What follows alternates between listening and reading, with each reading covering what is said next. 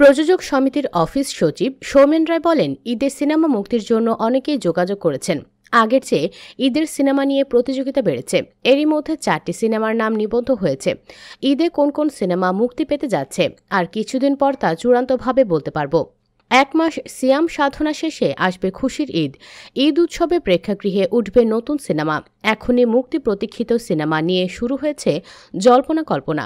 ইতোমধ্যে অনেক প্রযোজনা প্রতিষ্ঠান তাদের সিনেমার নাম ঘোষণা করেছে। এই তালিকায় রয়েছে ডজন খানেক সিনেমা।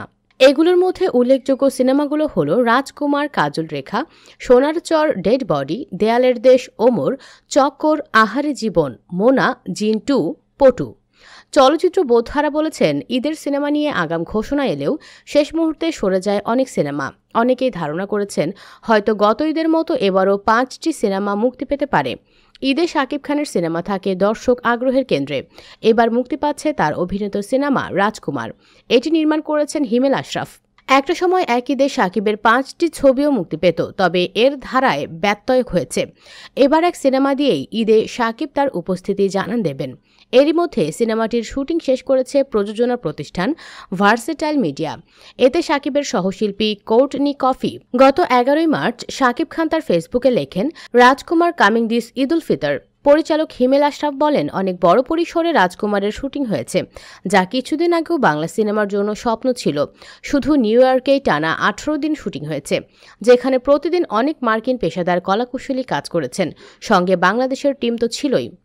সিনেমার গান, লোকেশন, অভিনেতা অভিনেত্রী সহ এমন কিছু চমক আছে যা প্রেক্ষাগৃহে এলেই চমকে দেবে সবাইকে। মনপুরা মুক্তির পর 2009 সাল থেকে কাজল রেখা নির্মাণের প্রস্তুতি শুরু করেছিলেন বরেণ্য নির্মাতা গিয়াসউদ্দিন সেলিম।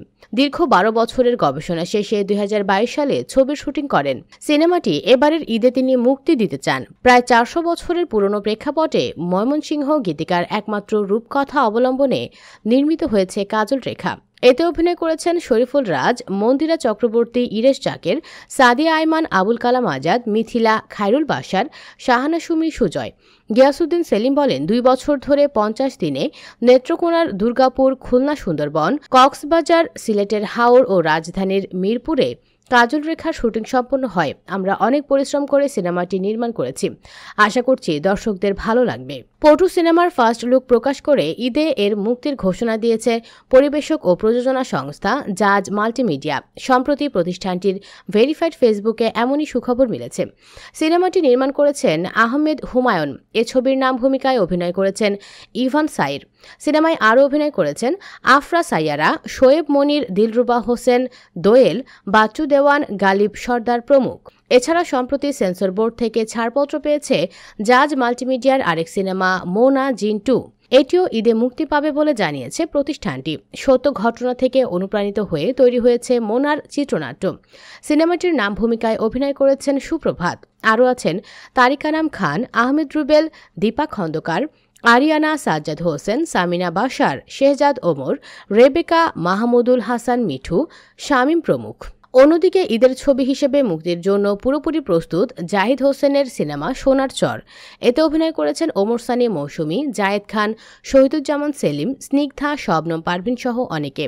1975-এ বঙ্গবন্ধু হত্যার পর বর্তমান প্রধানমন্ত্রী শেখ হাসিনার বাংলাদেশ ফিরে আসার সময়ের গল্প নিয়ে সাজানো হয়েছে সিনেমাটি। রাজ বুবলি অভিনীত দেয়ালের দেশ সিনেমাটি নির্মাণ করেছেন মিশুক মনি। বাংলাদেশ পরিচালক ও প্রদর্শক সমিতিতে ঈদ উল ফিতরে মুক্তির জন্য নিবন্ধিত হয়েছে এটি। অনুদানের সিনেমাটি পরিচালনার পাশাপাশি ছবির কাহিনী ও চিত্রনাট্য লিখেছেন নির্মাতা নিজেই। নতুন জুটির রসায়ন দেখার জন্য অপেক্ষায় রয়েছেন দর্শকরা। গত 25শে জানুয়ারি আহারে জীবনের ফার্স্ট লুক পোস্টার প্রকাশ করে ঈদে এর মুক্তির কথা জানিয়েছে নির্মাতা ছোটকু আহমেদ। করোনাকালীন একটি গল্প ঘিরে নির্মিত হয়েছে সিনেমাটি। এখানে সামাজিক টানাপোড়েনের একটি ব্যতিক্রমী গল্প আছে। 2021-22 অর্থবছরে সরকারি অনুদানপ্রাপ্ত সিনেমায় অভিনয় করেছেন ফেরদৌস, পূর্ণিমা, সুচরিতা, মিশা সওদাগর, কাজী হায়াত, জয় চৌধুরী, মৌমিতা, মৌসহ আরও অনেকে। বিজ্ঞাপন ও নাট্য নির্মাতা হিসেবে বহু আগে সুনাম অর্জন করেছেন শরাফ আহমেদ জীবন। এবার তিনি নির্মাণ করেছেন সিনেমা চক্কর। অনুদানের এই সিনেমায় অভিনয় করবেন মোশাররফ করিম। তার সঙ্গে আছেন মৌসুমী নাগ ও রিকিতা নন্দিনী শিমু। গত বছরের শেষ দিনে ওমর সিনেমার পোস্টার মুক্তি পায়। সিনেমায় প্রধান চরিত্রে অভিনয় করেছেন শরীফুল রাজ। সিনেমায় আরও রয়েছেন ফজলুর রহমান বাবু, শহীদুজ্জামান সেলিম, নাসিরুদ্দিন খানের মতো বাঘা বাঘা অভিনেতা। এই সিনেমাটি নিয়ে বেশ আশাবাদী পরিচালক মোহাম্মদ মুস্তফা কামাল রাজ। তিনি বলেন, সব কাজ শেষ, এর মুক্তির জন্য পুরোপুরি প্রস্তুত। আমরা সামাজিক মাধ্যমে প্রচারণার প্রতি বেশি গুরুত্ব দিচ্ছি।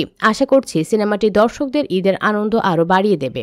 ঈদে মুক্তির তালিকায় থাকা মোহাম্মদ ইকবাল পরিচালিত সিনেমা ডেড বডিতে অভিনয় করেছেন শ্যামল মাওলা, জিয়াউল রোশান, মিষ্টি জান্নাত সহ অনেকে। ঈদে প্রেক্ষাগৃহে মুক্তি প্রতীক্ষিত ছবিগুলোর খাতায় নাম লিখিয়েছে ফুয়াদ চৌধুরী পরিচালিত মেঘনা কন্যা।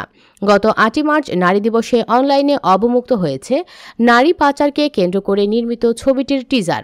1 মিনিট 7 সেকেন্ডের টিজারে ঘুরে ফিরে এসেছে দুজন আলাদা শ্রেণী ও জায়গার নারীর গল্পের আবহ। নিষিদ্ধ পল্লীর অন্ধকার জগতের মানুষদের পাশাপাশি মেঘনা কন্যা টিজারে আছে শহুরে নারীর অসহায়ত্বের গল্পের ইঙ্গিত। এতে বিভিন্ন গুরুত্বপূর্ণ চরিত্রে অভিনয় করেছেন কাজী নওশাবা আহমেদ, ফজলুর রহমান বাবু, শতাব্দী ওয়াদুদ, সেমন্তী দাস সৌমি, সাজ্জাদ হোসেন সহ অনেকে। সঙ্গীতায়োজনে রয়েছেন চিরকুট খ্যাত সুমি। চলচ্চিত্রটির চিত্রনাট্য ও সংলাপ করেছেন ফাহমিদুর রহমান ও আহমেদ খান হীরক। প্রযোজক সমিতির অফিস সচিব সৌমেন রায় বলেন, ঈদে সিনেমা মুক্তির জন্য অনেকেই যোগাযোগ করেছেন। আগের চেয়ে ঈদের সিনেমা নিয়ে প্রতিযোগিতা বেড়েছে। এর মধ্যে 4টি সিনেমার নাম নিবন্ধ হয়েছে। ঈদে কোন কোন সিনেমা মুক্তি পেতে যাচ্ছে তার কিছুদিন পর চূড়ান্ত বলতে পারব।